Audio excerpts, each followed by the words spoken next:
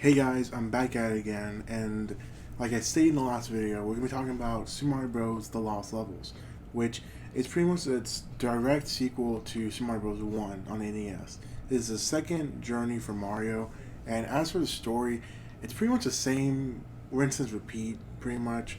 Bowser captured Peach, Peach is in a different castle, there's 8 worlds this time. Same shit, to be honest. I mean, you got actually, I think that's pretty much it for story wise, actually. Wow.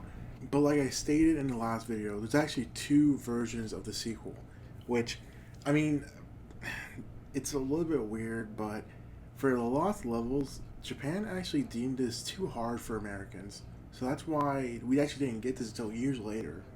And the game they replaced it with was called Super Mario Bros. USA, which was pretty much a different type of Mario game, and there's actually a good reason why it was different, which I'll go into when I actually do get around playing that game. But since I stated we're only going to be talking about the Lost Levels this video, so for enemies, all the enemies actually do make an appearance. Some may just have a simple color swap for whatever reason. Don't really know why. But there is this power up, or power down, I guess I should say, in this circumstance, where it's a poisonous mushroom, and if you take it, it actually hurts you instead of heal you. And if you're small Mario, you actually do die. But then we also have the Superstar, which I don't know if I explained it in the last game, but here it is again, where it makes you invincible along with you just being able to run through every single enemy before time runs out, along with giving you one of the best jingles in video game history, at least in my opinion. And like I said, Japan actually deemed this too hard, which after playing the game, its design isn't exactly hard. It's just more dickish because, like I stated, it plays like the first one. So you're going from the left side all the way to the right side.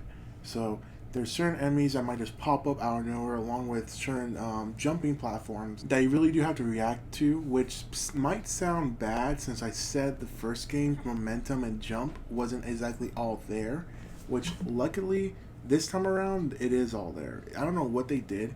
It seemed like they just tweaked it just a tiny bit, but that tiny bit actually does help the game out a lot, in my personal opinion. And now I actually know where exactly I'm jumping, how high I should jump, how low I should jump, and just exactly where I'm going. So since there's 8 worlds, there might actually be a theme this time around. There isn't, sadly enough. I mean, there's more of an aesthetic staple for at least World 2. Mostly levels in World 2 have just a black background for some reason. I guess you could count that as a theme. I'm not going to because that's kind of dumb. But for the other levels, it is kind of randomized as the first one, which one level might be underground, one level might be underwater, one might be in the sky, one might be just a regularized level. It's just a little bit confusing and weird that they actually made it like that, but whatever. I'm not a game designer. So once you beat the 3 normal stages, you actually do go to the 4th level, which is the boss level, just like the first game. And it's most of them don't have a maze, but some of them actually do have a good amount of mazes in them, which this time around they weren't really that annoying. Only certain ones, which you can see on the screen as I'm talking about it, were actually the real annoying ones that I eventually had to look up, which they're pretty much the same problem I had with before. They're either too unsolvable, and what I mean by that is they don't really exactly give you a hint. It's just more of, hey, just pick every route, or if you get tired enough, just look it up on YouTube, which I eventually had to. Also, I don't really know if it was like this in the first game, but levels in this game do typically seem a lot shorter.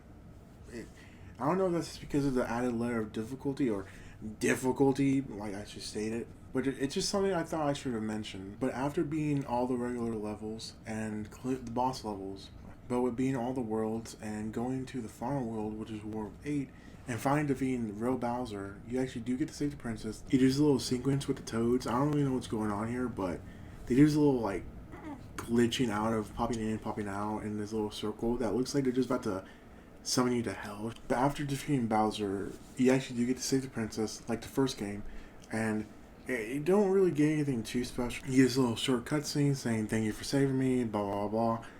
But the most interesting about this is you actually don't get a little boot back like you did in the first game where you go back to first World 1.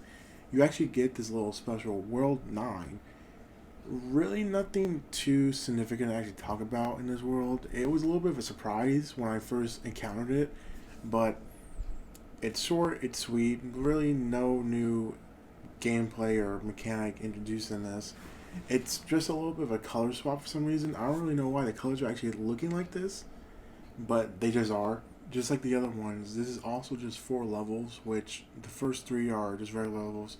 But then the fourth level is a little congratulations, pretty much the saying in Japanese, arigato, which means thank you for those who don't know. And once you do beat it, you just get this little send back to world 9-1, which is just you infinitely playing this game until you ultimately die. I don't really know why they did that. It's just a little something they decided to do. So ultimately, you have to reset the game, or if you're playing it on Nintendo Switch like I am, you just click the little game reset and go back to title screen. Now the cool thing about this is just like the first game, which I don't think I mentioned, Luigi's actually in this. So you actually do get to play as Luigi from the first start. You don't have to be player 2 just to play as him. And the cool thing about him is they actually decided to implement what he's actually iconic for in the other games.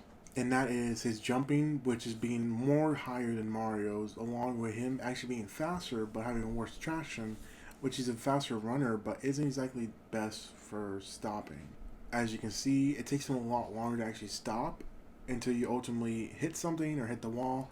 So it's probably just better for you to just jump up as you're playing as him. For you picking Luigi out of 2, he's more essentially the hard option, which for a game that's already deemed to be hard for Americans, it's really just your cup of tea at this point. But other than that, it's really just the same game. There's really no difference between the two, except for design wise, which is a little bit sad because looking at how long this video is, you can tell that it's not exactly bad, it's just not different enough for me to actually talk about its good points and its bad points.